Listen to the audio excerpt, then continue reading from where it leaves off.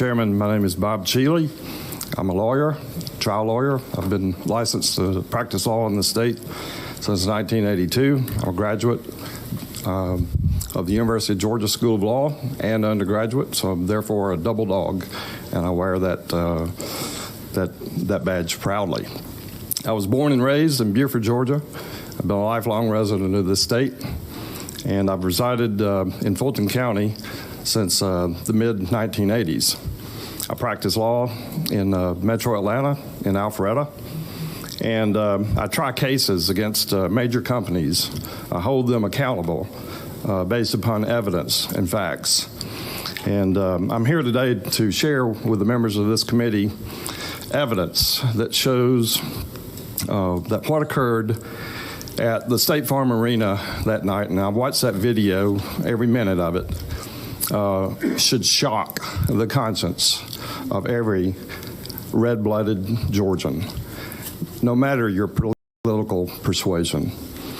I've asked Bob, if you're posting, Bob Poston here at the video, I want to pull it up and I want to show you, for those that may not have taken the time to watch this video, I want to show you what occurred there that night that should shock the conscience of every Georgian. Bob, if you would. All right, so this, in the upper left-hand corner, you can see the time. That's 11:05 p.m. This is after everyone was told to go home because there was a major water main break. That was false. There was no water main break at all. There was a toilet leak about 16 or 18 hours earlier in the day, leaking from the ceiling from a suite above. It was cleaned up. It had no impact on this election. The water main break pronouncement was obviously made to clear the room of all poll watchers and the media. So they were told that night that the vote count would be suspended because the water main break, and that they would resume the vote count the next morning. The next morning, everybody was stunned to learn that the people at State Farm Arena, there were 5 women that worked for about 2.5 hours from just before 11 p.m. until just before 1 a.m. Scanning ballots. And the disturbing thing about it is that there were 5 of these desks with women at each of the 5 desks. And we've labeled the first one here, kind of focused on her. She's wearing a purple top, desk 1. This is at 4x speed, so we don't have to sit there and watch, you know, it in a slower speed. But you can see that this lady is taking the same stack of ballots, and once she runs them through the scanner, there she goes. She sticks them back in and runs them a second time and a third time. And then the lady to her right, wearing the yellow top, we've got a second video that shows that she did the same thing with a stack of ballots on her desk. And so there's ballot scan number 3 from desk number 1. One man, one vote just went out the window at State Farm Arena on the night of November the 3rd, 2020. And it's here for all us to see. This is much like going to trial with a who ran the red light case, and instead of having people coming in and testifying about who ran the red light, you got a video showing who ran the red light. Now, it doesn't take experts, you know, and I'm glad we had an expert here today on the ballots in the person of Jovan Pulitzer, who is probably one of the most qualified experts I've ever had in the kind of cases that I've ever presented. I'm blown away with his credentials and his ability to, if he was given access to these ballots, he could tell us with 100% certainty how many of those ballots are real. I mean, how many of them are fake? And that's, at the end of the day, that's what all Georgians want to know is, were these ballots, you know, that were being scanned here after everybody was told to clear the room, were these real ballots or were they counterfeit ballots? But they were included in the vote total.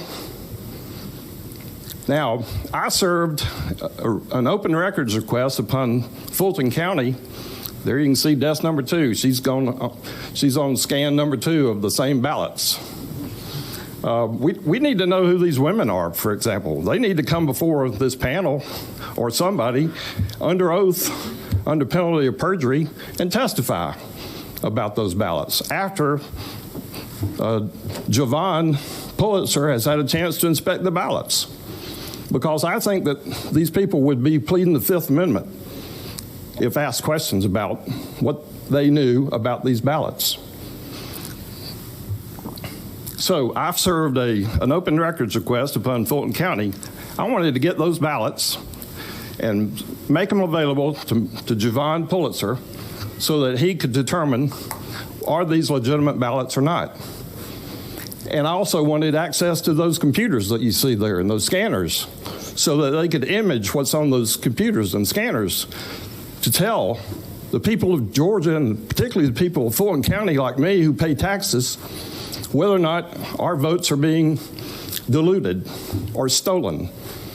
So what do I get? I get no response from Fulton County Board of Electors. I called yesterday. We had this thing set up for this morning. We had a truck loaded with 4 of these commercial high-speed scanners specified by Javon show up at Fulton County Board of Electors warehouse, which is where they told me yesterday I should go with the scanners.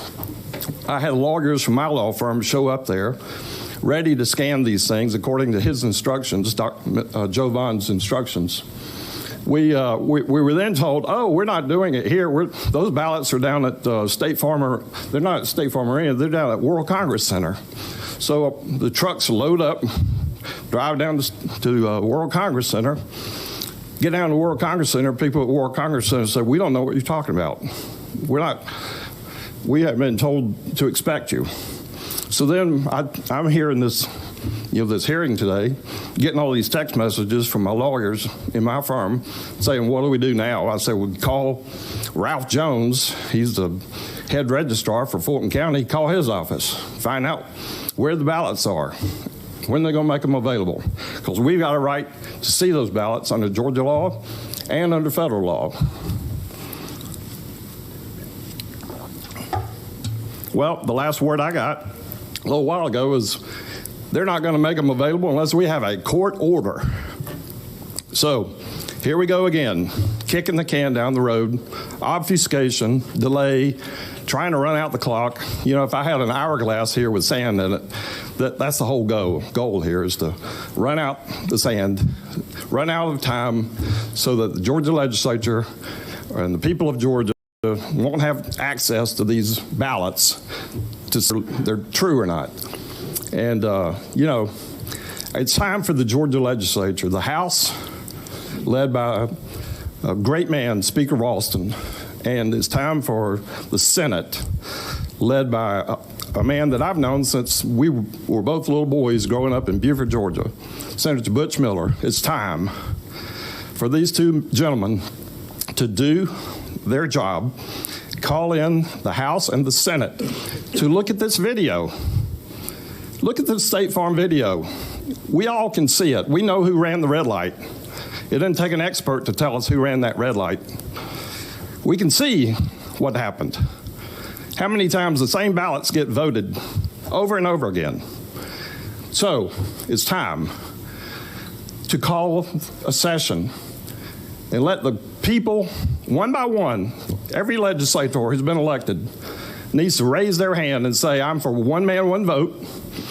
And if I'm seeing one man, one vote violated there, then every person in the legislature needs to say all of those votes under what is called the adverse inference law of Georgia, all of those need to be tossed. You can't rely on them. So that's the summary of my testimony. And thank you for your time, Mr. Chairman. You are a criminal for not reporting it.